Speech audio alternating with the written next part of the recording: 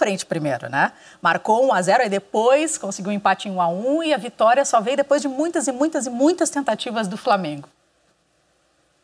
Boa noite, Karine, Rafa, Ana. Pois é, eu estava aqui até escutando comentários do Rafa na abertura do programa e concordo muito com o que ele falou. O Flamengo bem dominante, como não podia ser diferente, né? Muito melhor que o Goiás, tem muito mais volume de jogo, capacidade técnica e tudo mais. Um time que teve mais de 60% de posse de bola durante o jogo. Eu peguei até alguns números interessantes aqui, que dessa posse de bola, 41% foi naquele chamado último terço do campo, mas aí qualquer avaliação da questão da criatividade, eu acho que fica um pouco contaminada pela questão de não ter meia à disposição, né? O time já não tem Arrascaeta, não tem Everton Ribeiro, não teve o Diego à disposição. Acabou que o Gerson atuou por ali, e como o Rafa falou, realmente foi um time que levantou muita bola na área. Foram 42 cruzamentos durante o jogo, um time que finalizou 31 vezes, 12 na direção do gol, mas que teve um pouco de dificuldade de criar muita jogada ali com triangulação, com a bola no chão, enfim, acabou mesmo apelando para muita bola aérea, mas acho que até por não ter mesmo essa questão do meia, do cara criativo, do cara cerebral ali, sufocou o Goiás o tempo inteiro. Acho que uma coisa que o Domi tem que prestar muita atenção é que é um time que ainda se mostra muito vulnerável defensivamente. O Goiás mesmo, com toda a fragilidade, conseguiu colocar perigo, fez um gol, fez um outro gol anulado por muito pouquinho, que a gente vê agora aí, foi mesmo 1 centímetro ali, até menos ali do joelho do Gerson, para o corpo do zagueiro do Goiás. Acho que o Flamengo às vezes ainda dá muitos espaços, mas o Flamengo que tem muito problema para escalar a equipe, né? Agora são 48 horas, se a gente pegar por agora pelo relógio, são menos de 48 horas até o jogo contra o Bragantino. Isso foi levado em conta também, o Domi falou bastante em coletiva, mas um Flamengo que foi dominante como teria que ser, como tem sido ultimamente, mas que às vezes parece que ganha meio que na marra, assim, na insistência, em ficar em cima, em sufocar. É um time que é muito competitivo, mas como a gente já falou algumas vezes, ainda falta consistência, né? Acho que o Rafa e a Ana concordam. Exatamente o que você falou, já quero passar a bola aqui. Vou passar para a Ana primeiro, que o Rafa já falou no início do programa sobre o Flamengo, essa questão da vulnerabilidade dos espaços que o Flamengo ainda deixa, né? A gente conseguiu ver muito bem isso acontecendo diante do Goiás, Ana. Eu acho que tem algum impacto também no posicionamento até do William Arão, né? Essa nova forma do Flamengo jogar.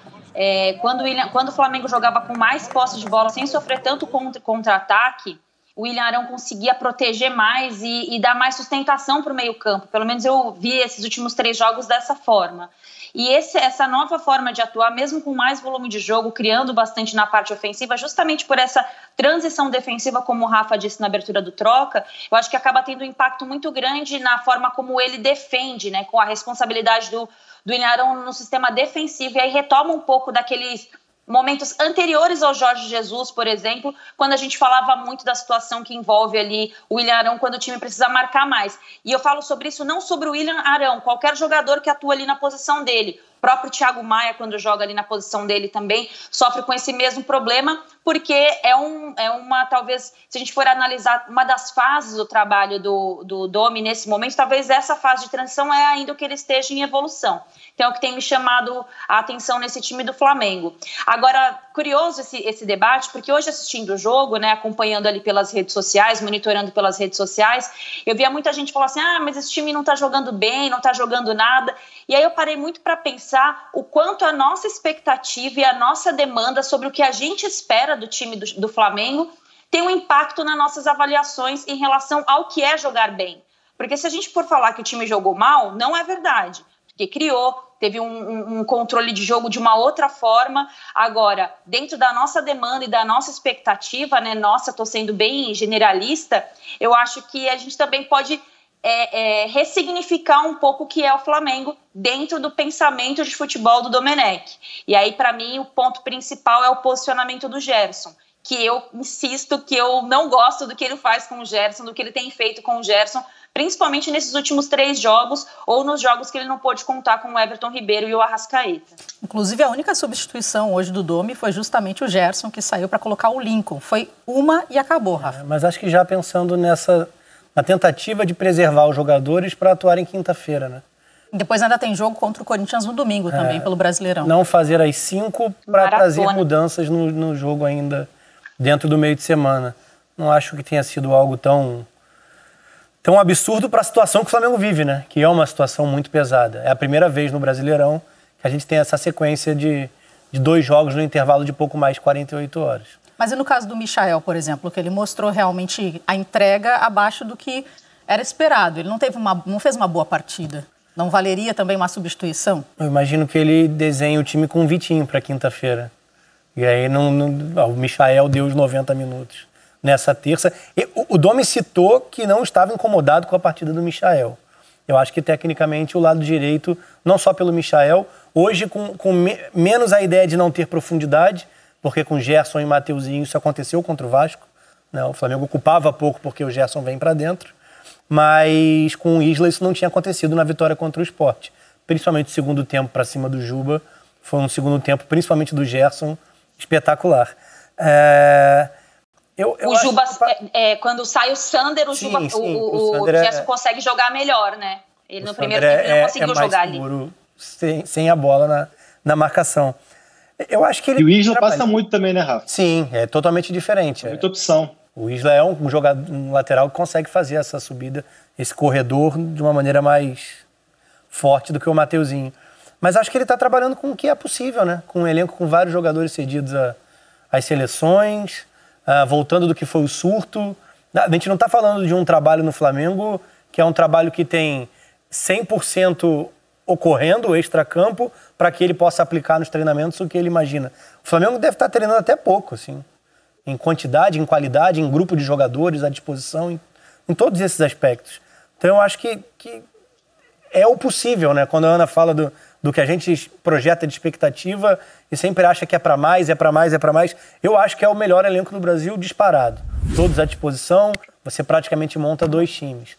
Dentro do que tem sido feito nas últimas semanas, cara, é um trabalho competitivo, é um trabalho legal de se ver. A Ana citou a questão do Gerson.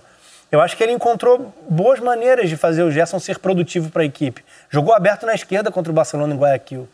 Jogou 2 vezes no lado direito. E é daí que veio o Coringa, né? Senão, qual seria o sentido do apelido do Gerson se ele fosse incapaz? Era um jogador muito mais ofensivo quando surgiu no Fluminense. Então, mas ele rendeu por ali, na sua opinião? Oi?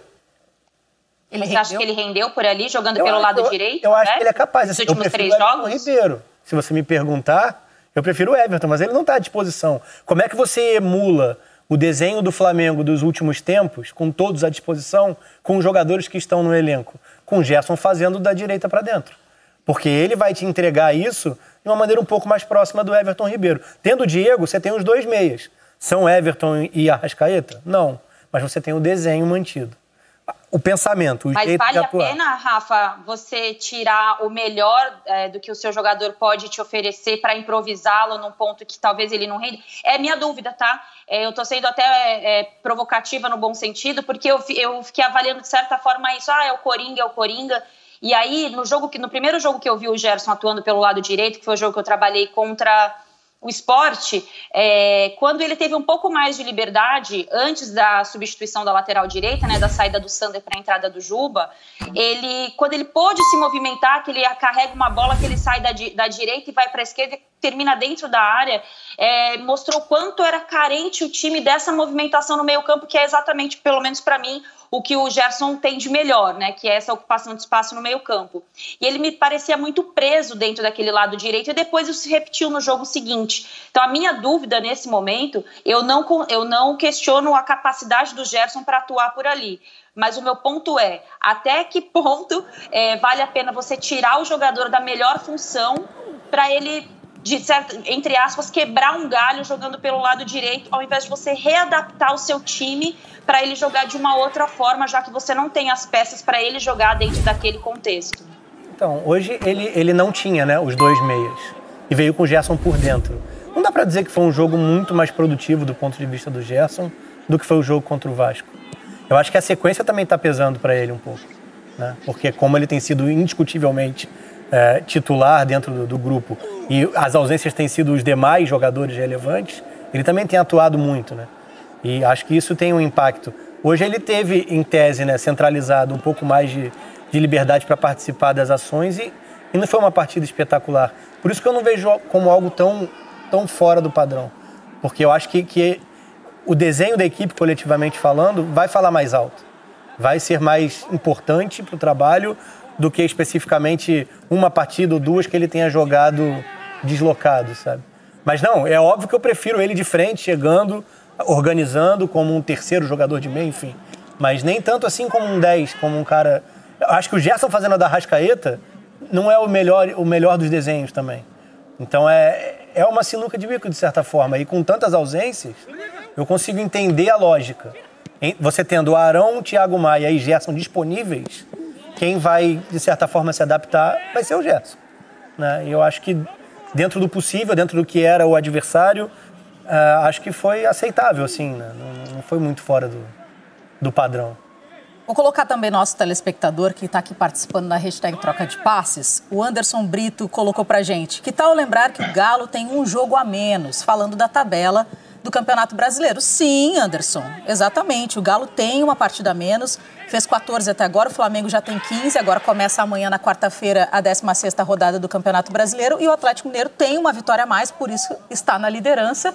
Então é importante a gente frisar também em relação ao que está acontecendo na tabela, porque agora tá grudado ali, né? Então a torcida também fica de olho, tanto a do Galo quanto também a torcida rubro-negra. É natural.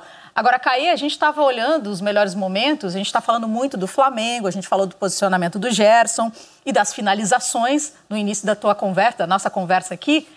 E o Tadeu, do outro lado, é impressionante também como se destacou. A gente precisa também dar o mérito para ele, né? Se não fosse o gol do Pedro, esse menino poderia ser considerado o craque da partida.